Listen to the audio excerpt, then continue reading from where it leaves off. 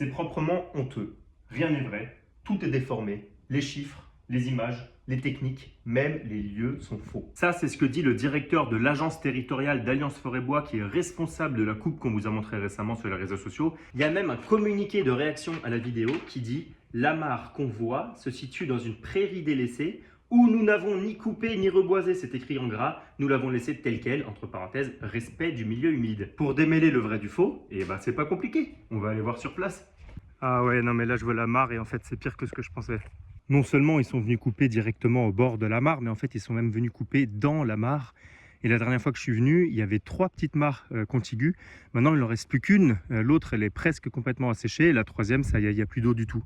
Je me souviens que quand j'étais passé au drone aussi, on voyait bien les traces des engins au bord de la mare. Cette plante-là que vous voyez sur l'eau, ça s'appelle du potamo. Et en principe, c'est le signe du bon fonctionnement d'une zone humide. Sauf que depuis la dernière fois que je suis venu, il y a de plus en plus d'algues vertes. Ici, là, par exemple, il y en a plein, on en voit un petit peu sur la branche, mais il y en a partout. Et en fait, ça, c'est plutôt le signe du dysfonctionnement de la zone humide.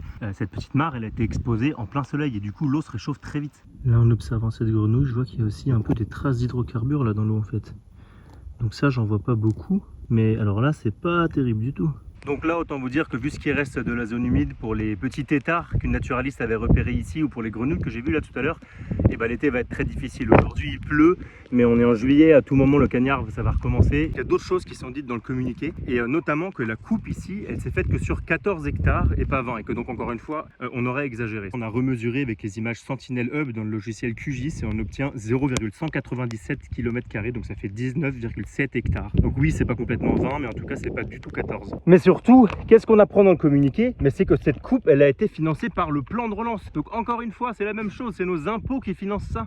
Ouais, alors franchement, nous traiter de menteurs alors que visiblement c'est eux qui sont mal informés, c'est un peu fort quand même. En ce qui nous concerne, on va continuer à dénoncer le système Alliance Forêt-Bois avec précision et exactitude parce que c'est eux qui ont fait ça. Hein. Voilà, c'est bien écrit là. Donc si vous voulez en savoir plus globalement sur le système coupe rase plantation que cette entreprise essaye de mettre en place, je vous invite à regarder la vidéo de l'enquête ou encore mieux à lire l'intégralité de l'enquête que vous trouverez en description.